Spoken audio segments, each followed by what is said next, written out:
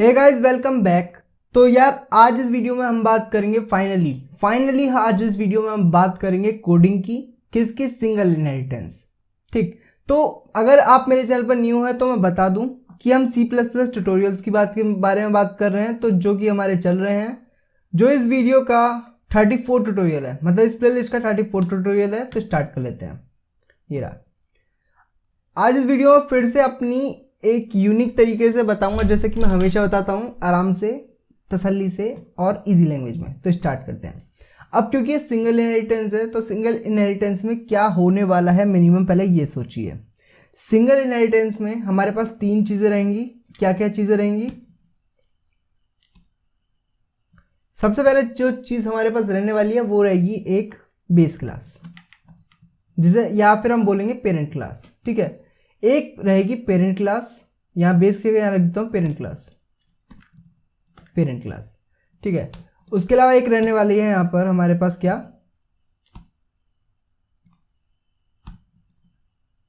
एक रहेगी हमारे पास चाइल्ड क्लास। ठीक है, और उसके बाद लास्ट हमारे पास रहेगी एक मेन क्लास, जिसके थ्रू हम सारी चीजें ऑपरेट करेंगे। Main class. ठीक है, तो पहले स्ट्रक्चर आपको पूरा मतलब अंडरस्टैंड हुआ? Parent class, child class, main class, क्योंकि इनहेरिटेंस की बात कर रहे हैं और सिंगल इनहेरिटेंस के अंदर हमारे पास एक पेरेंट क्लास होता है और एक ही चाइल्ड क्लास होती है। ठीक, तो पेरेंट क्लास के अंदर हमारी नॉर्मल क्लास बनेगी। कैसे होने वाला है तो मैं स्टेप बाय स्टेप बताऊंगा, तो जैसे बताऊंगा वैसे वैसे कोड करना और बाकायदा नोट्स बनाना, ताकि ये सारी चीज़ें आप अच्छे से रिकॉल कर सको और तब इम्प्लीमेंट कर सको। तो फिलहाल समझते हैं, और लैपटॉप ऑन कर लेना ताकि आप मेरे साथ कोड कर पाओ। अगर लैपटॉप नहीं है तो फिर भी समझ लेना। ठीक है, समझ आ जाएगा, बहुत ईजी बताऊंगा। ठीक, तो क्लास का क्या, अपना पुराना एग्जाम्पल लेंगे, कुछ नया नहीं करने वाले हैं इसमें। जो नया करेंगे वो बता दूंगा कि ये नया है। तो स्टार्टिंग में एक क्लास ली, और क्लास लेने के बाद में क्लास का नाम यहाँ रख दिया हमने बेस क्लास, नॉर्मल बेस। ठीक है, अब क्योंकि ये क्लास है तो इस तरह कर दिया, और इसका बी कैपिटल रख लेते हैं। वैसे बन ऐसे भी जाएगा, लेकिन मैं कैपिटल रखना पसंद करता हूँ क्योंकि कैपिटल ही रखना चाहिए। ठीक, क्लास, ये बेस क्लास हो गई। उसी तरह एक क्लास बनेगी ड्राइव्ड।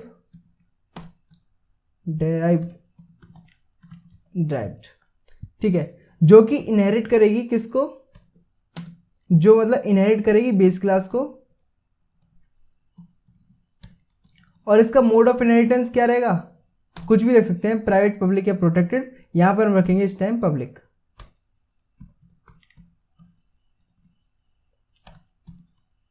ठीक है, तो ये हो गया। ये स्ट्रक्चर तैयार कर रहा हूं ताकि आपको समझने में आसानी रहे बाद में। ये होगा। उसके बाद अब रहेगा एक मेन क्लास। मेन क्लास में डिजाइन कर लेता हूं पहले। Void main CLR get ch। I hope कि इतना तो अभी तक कोई डाउट नहीं होगा। ये मैंने बिल्कुल जो बेसिक कोड होता है मैंने वही लिखा है, कुछ भी नहीं करा। मैं यहाँ बता दूं क्या करूंगा। बेस क्लास के अंदर दो वेरिएबल लूंगा और उसके एक गेट डेटा एक मेथड बनाऊंगा, और ऐसा ही यहाँ पे करूंगा। तो जल्दी से कर लेता हूं मैं एग्जाम्पल चेंज इसलिए नहीं करता क्योंकि आपको समझना, यहाँ पर आपको स्किल्स प्रैक्टिस से आती हैं, बट यहाँ पर आप सीखने आए हो सिंगल इनहेरिटेंस। तो सिंगल इनहेरिटेंस सीख लेते हैं। क्या करेंगे? सबसे पहले प्राइवेट सेक्शन के अंदर दो वेरिएबल बनाएंगे, इंट a b। बन गए दो वेरिएबल्स। पब्लिक सेक्शन चालू करेंगे। पब्लिक सेक्शन चालू करने के बाद क्या करेंगे? सबसे पहले बनाएंगे अपना कंस्ट्रक्टर बेस, और इस कंस्ट्रक्टर के अंदर a और b को वैल्यू दे देंगे।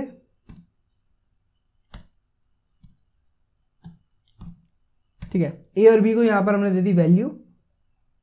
ठीक, अब उसके बाद में क्या करेंगे? एक अपना एक मेथड बना देंगे get data, void get data, जो कुछ नहीं लेगा और बस क्या करेगा? वो सी आउट करेगा a और b की वैल्यू को। C out value of a is a endl. उसी तरह सी आउट मैं समझा दूंगा बाद में, अगर किसी को समझ नहीं आएगा बाई चांस तो मैं बाद में समझा दूंगा। पहले मैं कोड कर ले रहा हूं, बिना मतलब आपका टाइम वेस्ट होता नहीं। तो value of b is b एंडल। ठीक है, तो इतना हुआ। ये अभी हमारा बना है सिर्फ बेस क्लास। अब बेस क्लास के बाद में ड्राइव क्लास में भी यही चीज़ सेम कर लेंगे, थोड़ा बहुत डिफरेंस के साथ, ताकि आपको अच्छे से समझ आ जाए। यहाँ पर क्या करा, प्राइवेट सेक्शन के अंदर एक वेरिएबल बनाएंगे सी, और पब्लिक सेक्शन चालू करेंगे। ये आपको पता है ना, जब कुछ नहीं होता वो डिफॉल्ट प्राइवेट सेक्शन ही होता है। ठीक है, अब पब्लिक सेक्शन के अंदर क्या करेंगे, इसका कंस्ट्रक्टर बनाएंगे। कंस्ट्रक्टर कैसे बनेगा, डिराइव्ड, और यहाँ सी की वैल्यू दे देंगे, सी इक्वल टू 3 दे दिया बस। चाहे तो आप कुछ भी और वैल्यू दे सकते हो, कोई दिक्कत नहीं है। अब इसका भी एक गेट डेटा वाला मेथड बना देंगे, बट नेम चेंज रखेंगे, वॉइड गेट डेटा।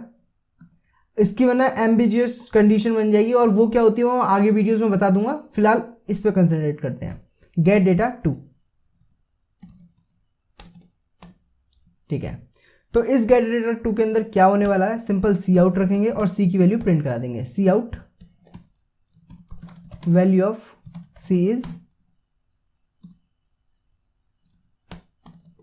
सी एंडल। ठीक है, तो ये कर दिया। सिंपल रख रहा हूं प्रोग्राम को, जितना सिंपल हो सके।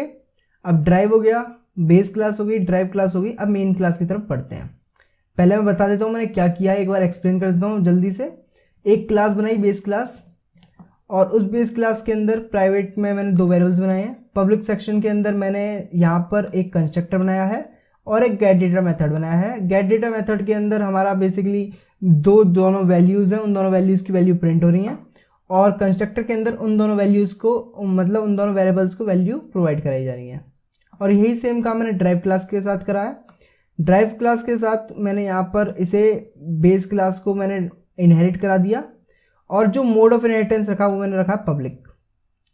ठीक है, और यहाँ वेरिएबल है एक प्राइवेट सेक्शन के अंदर सी, और पब्लिक सेक्शन के अंदर यहाँ पर एक कंस्ट्रक्टर और एक मेथड गेट डेटा 2।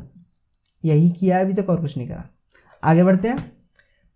अब जो समझने वाली चीज़ है मैं आपको वो बता देता हूँ। मेन सेक्शन के अंदर आती है असली चीज़, क्योंकि ये सारी चीज़ें मैं ऑलरेडी पिछली वीडियोस में आपको सिखा चुका हूँ। इतनी तो बस एक आपका इनहेरिटेंस का जो मेथड है वो, और अब इसका यूज़ क्या होता है वो। अब यूज़ बताते हैं। यूज़ क्या होगा, सबसे पहले क्या करेंगे, अपना ऑब्जेक्ट बनाएंगे। यहाँ पर ऑब्जेक्ट obj1, और ये ऑब्जेक्ट हम बनाएंगे किसका, डिराइव्ड क्लास का, डिराइव्ड। ठीक है, और डिराइव्ड क्लास के अंदर obj1 डॉट हमारा एक मेथड है गेट डेटा 2, उसे कॉल कर लेंगे। कोई बहुत बड़ी बात नहीं, कॉल हो जाएगा। Value of C is 3, simple था, वैल्यू ऑफ सी इज 3। आप कहोगे भैया इसमें इनहेरिटेंस कहाँ है, आएगा भाई आएगा, चिंता ना करो आएगा। अब आप ये चीज़ देखो, अगर अब मैं क्या करूँगा, मेरे को बेस क्लास का जो हमारा स्टार्टिंग वाली क्लास है बेस क्लास, उसका गेट डेटा वाला मेथड कॉल करना है। कौन सा वाला, ये वाला मेथड, ये वाला। तो मुझे क्या करना होगा, इसका एक ऑब्जेक्ट बनाना होगा, तब कॉल होगा। ठीक है, obj2, सॉरी यहां पर क्या करेंगे, बेस obj2, बेस obj2, और यहां obj2 dot gate data. Run किया, एरर आ रहा है, क्या एरर आ रहा है, obj2। ठीक है,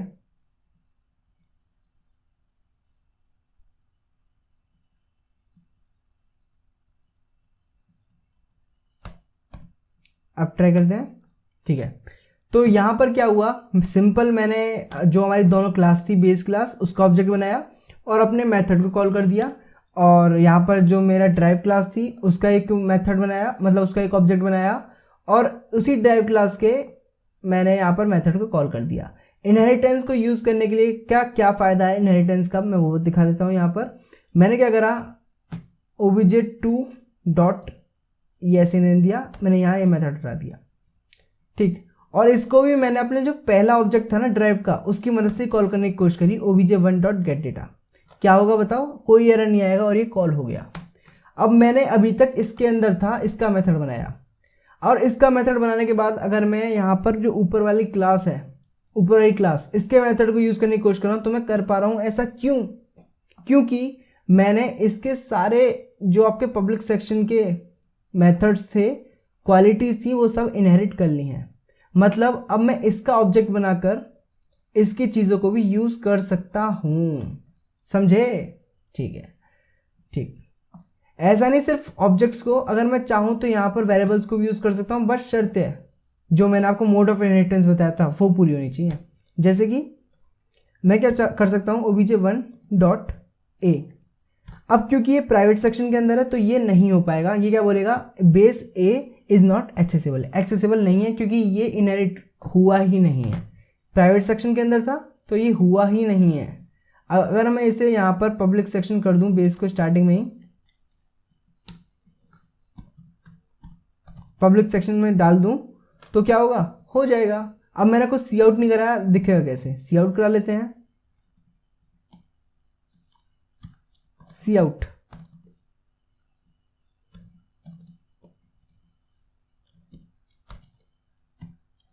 direct value of A is,